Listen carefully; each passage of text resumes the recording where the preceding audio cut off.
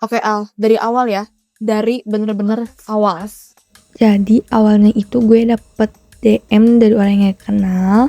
Awalnya itu dia cuman sapa-sapa doang. Tapi makin kesini obrolannya itu makin intens. Dan gue sekarang jujur gak berani bales sih. Intens kayak gimana? Lu kan emang banyak intens ya? Dia memang banyak. Tapi dia ngirimin foto tas gue dari belakang pas gue lagi jalan sendirian. Menurut gue ini keterlaluan sih. Iya sih, jujur ini udah gak normal sih. Tapi lo udah lapor kampus? Sebenarnya tuh udah, tapi kata kampus tuh dipantau dulu aja. Lah, gue bukan CCTV.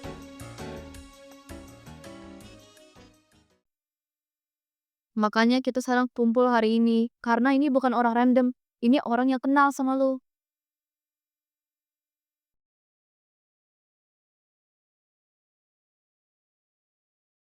Coba deh ya, lihat di chatnya.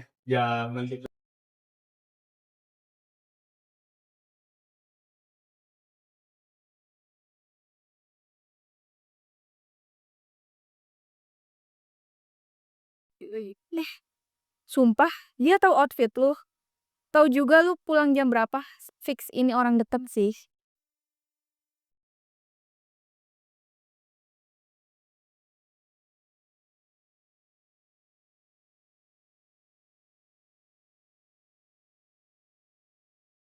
Kalian inget gak sih waktu itu pas kita ada jadwal mendadak pindah? Kita pada ngobrol kan ya? Iya, kita berlima ada. Kecuali Ngapain liatin gue? Ya gue gak ada. Gue ke bengkel, motor gue ngadet. Terus? ya udah santai kok marah. Iya, Rap, benar. Kan lu ngomong sama gue waktu itu motor ngadet. Bener sih kata Dimas. Tapi kok lu gak bilang-bilang kita? Buat apa gue kasih tahu? Gue butuh konfirmasi. Lo mau temenin? Mau bayarin? Buat apa? Udah aja, kenapa kalian jadi ribut? Kan sini kita bahas kasus gue. Gue tuh capek, gue pengen berhenti dari ketakutan ini. Gue pengen tahu siapa pelakunya.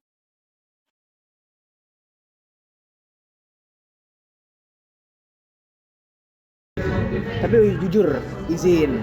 Kita semua tahu kebiasaan Alia kan? Bener sih, tapi kayaknya ada yang lebih tahu lagi. Rak, kalau lu tahu sesuatu, lu bilang aja. Kita nggak mau nuduh.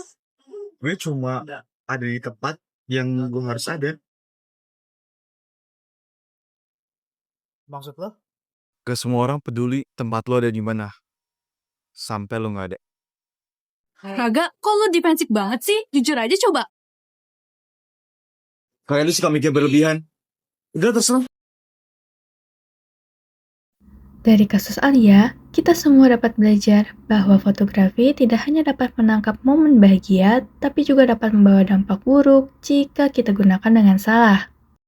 Tentu saja, kasus ini tidak hanya dapat selesai dari satu pandangan, butuh beberapa pandangan dari publik hingga regulator untuk memecahkannya.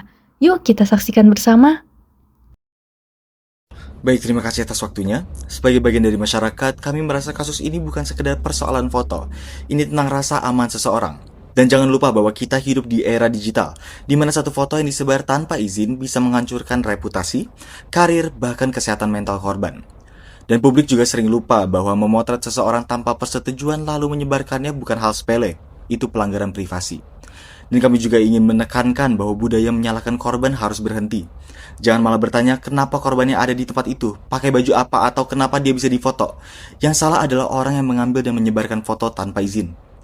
Sebagai masyarakat, kita harus kritis, peduli, dan tidak ikut menyebarkan konten yang merugikan.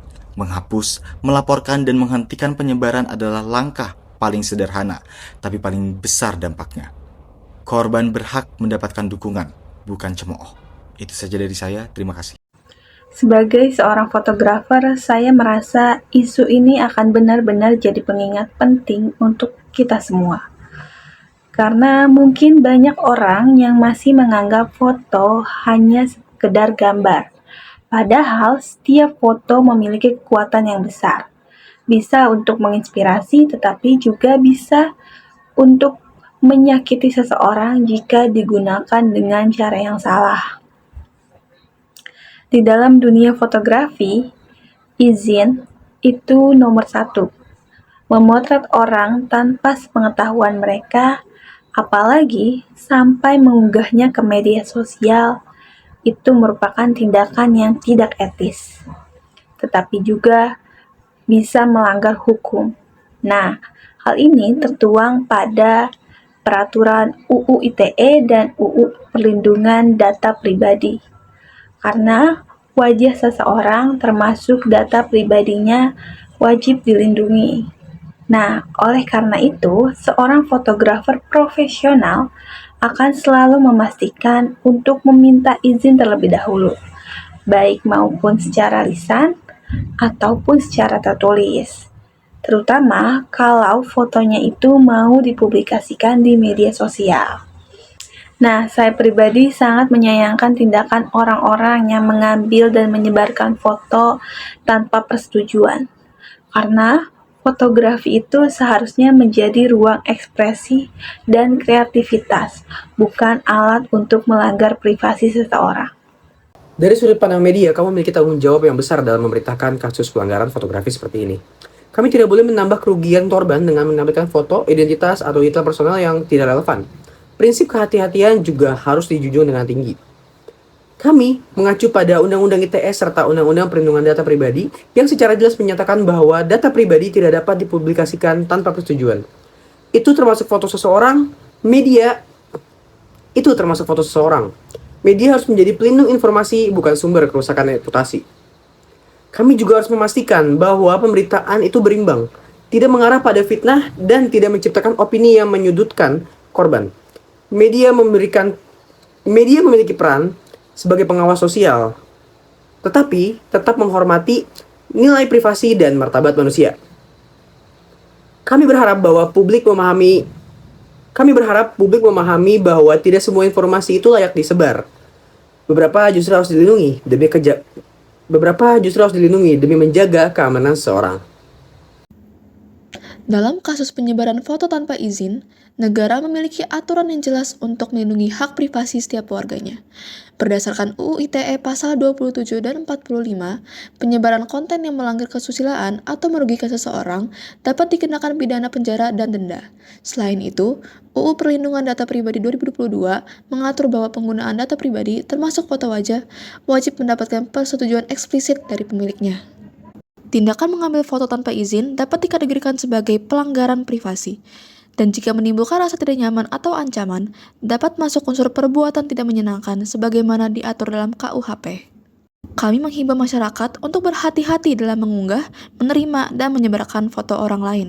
Regulasi ini tidak dibuat untuk membatasi kreativitas, tetapi untuk melindungi hak asasi setiap individu. Kami juga mengajak korban untuk tidak ragu melapor agar proses hukum dapat berjalan sesuai ketentuan, serta memastikan pelaku mempertanggungjawabkan perbuatannya. Dari kasus pelanggaran tersebut, kita dapat mengambil kesimpulan bahwa mengambil serta menyebarkan foto seseorang tanpa izin merupakan pelanggaran serius terhadap privasi, martabat, dan keamanan personal. Dari perspektif publik, media, fotografer, hingga regulator, seluruhnya sepakat bahwa tindakan tersebut dapat menimbulkan kerugian psikologis, sosial, dan hukum bagi korban. Masyarakat menuntut penghentian budaya menyalahkan korban. Media menegaskan kewajiban menjaga rahasia dan tidak memperburuk keadaan melalui pemberitaan. Fotografer mengingatkan bahwa konsen adalah fondasi etika karya visual. Regulator menegaskan bahwa UU ITE, UU Perlindungan Data Pribadi, serta ketentuan KUHP memberikan dasar hukum tegas untuk menindak pelaku. Hormati privasi, mintalah izin sebelum memotret, dan jangan pernah menyebarkan foto tanpa persetujuan. Setiap jepretan yang kita ambil menjadi tanggung jawab secara etika dan hukum.